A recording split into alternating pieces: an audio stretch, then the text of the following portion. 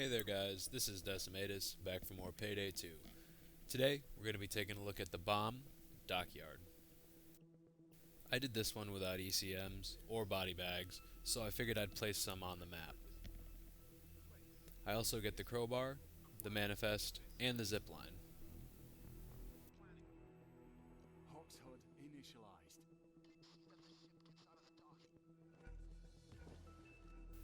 There are easily as many guards as a Deathwish shadow raid, even on overkill. That crowbar we purchased is always right here on the street.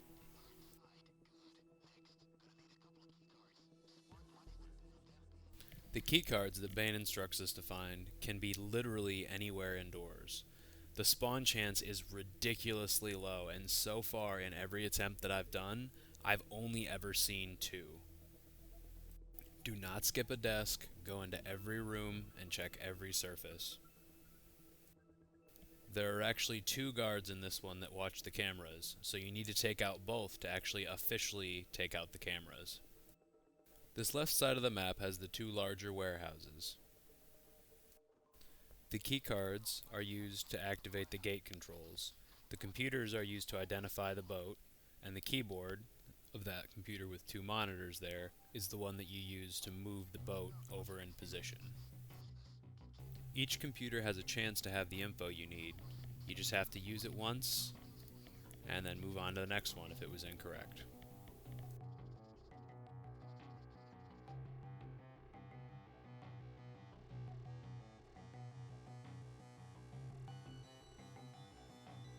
This second warehouse can have keycards, money, and safes in these rooms. One of a few reasons why for this one, I bring the lockpicking skills. Remember to also utilize your 6th sense to get a good view of everybody around you.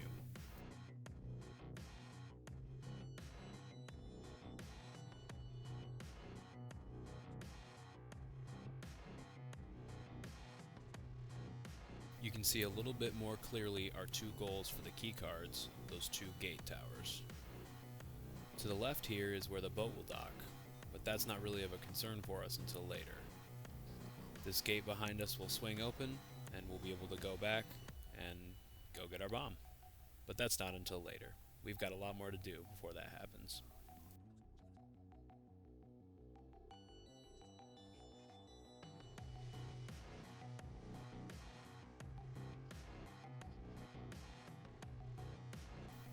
Getting to the other side of the harbor using a stone gate is really helpful, but you can only do it until you swing them open. After that, you're stuck on whichever side you were on before they started moving. To use those keycards, just head into the control rooms and hit the keypad. This little warehouse usually only ever has one pathing civilian. I don't think I've ever found a keycard in here yet, but I'm not going to rule it out. The left side is a little bit more open and easier to detect your guards. On the right side, I suggest taking your time and marking with 6th sense as much as possible. This will save your ass. They will stand immediately outside the door, and if you walk out of it without checking first, you're going to instantly alert, get a camera, and be done. It sucks, so just take those 3 seconds, mark the area, just do it. Here we have our second security room. I'm going to go for it. Be wary of if that guard gets a little bit closer, I'm going to have to take off, but I'm betting he's going to stay there for a second. That's another thing you have to watch out for on this side, is those roof guards. They can be spooky. Now this is only one half of the cameras down, so nothing has changed. All I've done is lost a pager. Like I said, you've got to get that other camera guy down, otherwise one of 2, the other guy's still watching. Now normally this body would be fine, but I'm actually going to go ahead and try and get into this warehouse, so I'm thinking I'm going to scoop him up.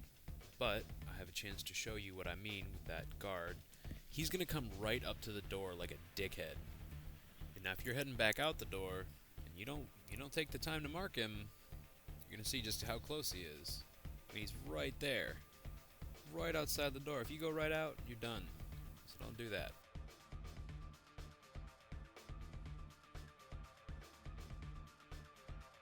So far in the containers, I've found gold, money, and cocaine. I suspect that you can probably also find artifacts and who knows what else.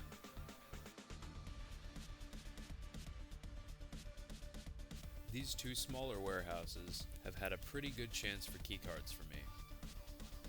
And there are also 4 terminals in this one.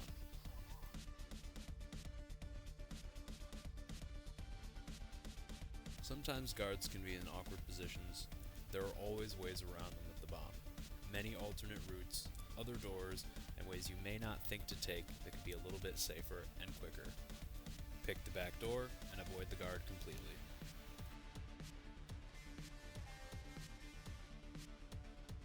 I have found a keycard in this room before, but nothing else. There are a few piles of money in the lockers sometimes, but I don't really consider them worth picking up anymore. While I run around the map to get that camera room open, I'll take some time to show you some fuck-ups. Here, I've got a keycard. I think I'm hot shit. I'm gonna head right out the door, and one of these roof guards is gonna catch me. It's a damn shame. The density and pathing in this map is insane. You have to be very careful, as one civilian can lead to a guard, can lead to a camera, very, very quickly.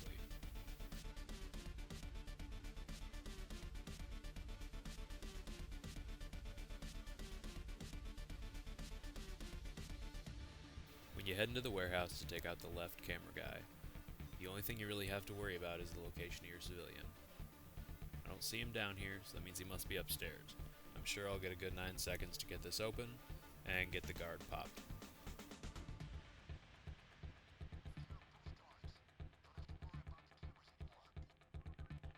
You said it. If you're going solo stealth and you happen to take fall damage from jumping off the edge a lot, they do have some handy dandy health packs laying around for you. I recommend this spot behind the door to stash your bodies. That civvy won't see it, and in my experience, he's the only one that paths back here anymore.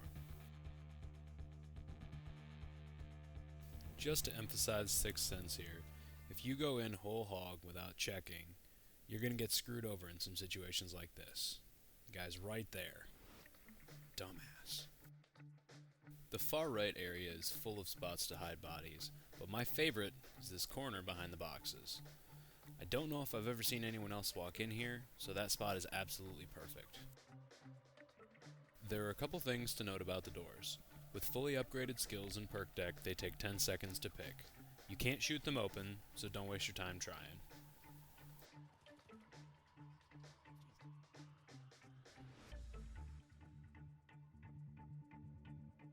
Earlier, when I was downstairs in that warehouse, I didn't get a chance to go up the stairs because of the civilian, so I decided to go to the 2 warehouses outside. At this point, there's really nowhere else in the map, and I think I see it right there on the desk. I'll wait for it to be clear and grab it. But at this point, there's really nowhere else on the map for the keycard to be.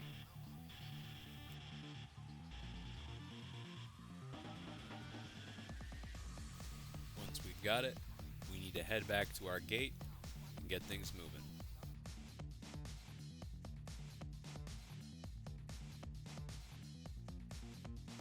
Use the keycard just like you did the other one, and we get a new objective marker. We've got to go call the captain of the boat using those coordinates. If we hadn't already used the computers and collected the coordinates, we would need to do that now. But luckily it's already done. The stone bridge separated, so now we're stuck on this side. If we'd been able to get across, we'd have had a little bit easier of a time getting back.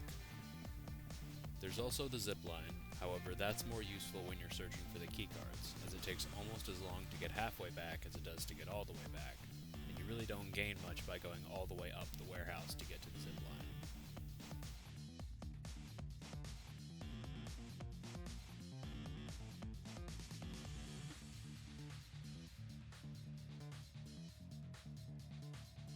Make your way over to the warehouse that has the radio in it. Use it as soon as you can, and get the captain called.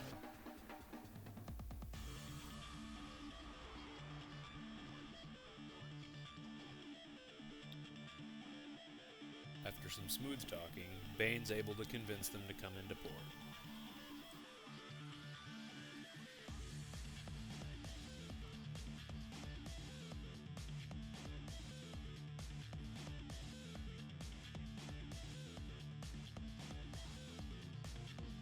this point, we need to head back to that first warehouse, with the computer with 2 monitors.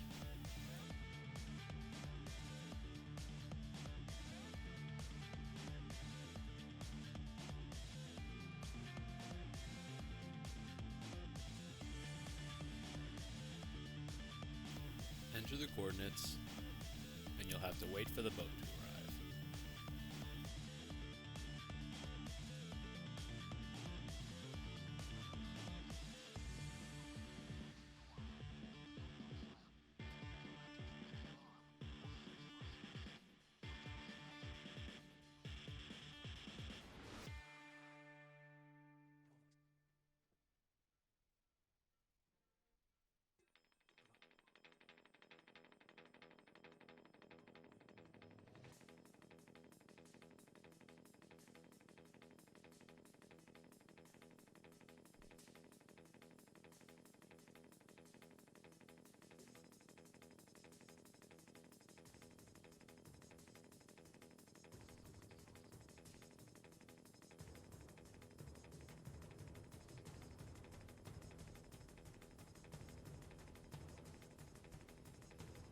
After our long wait, the ship finally makes its port, and we can head back.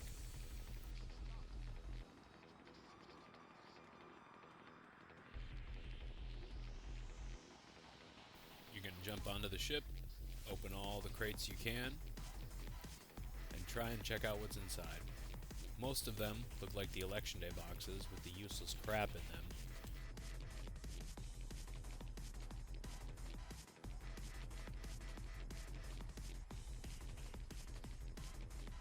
But some have big, empty hangars that could contain the bomb.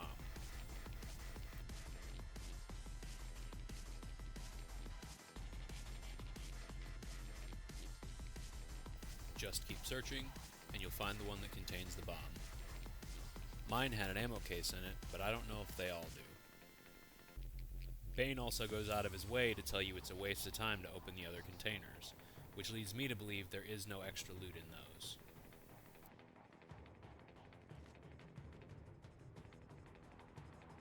The bomb has 4 parts, and you'll have to get all 4 parts to your escape. Luckily, that's the boat, so I won't have far to go at all.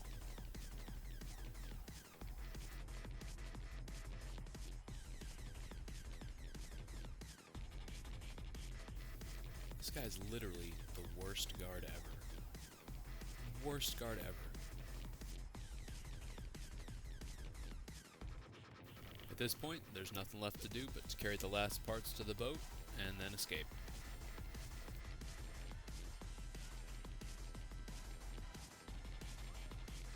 Stay tuned for part 2, where we're going to be taking a look at Deathwish and some of the finer details of the map that I may have missed with my first couple attempts here. Thanks for watching, guys. Please remember to like and subscribe. As always, happy heisting.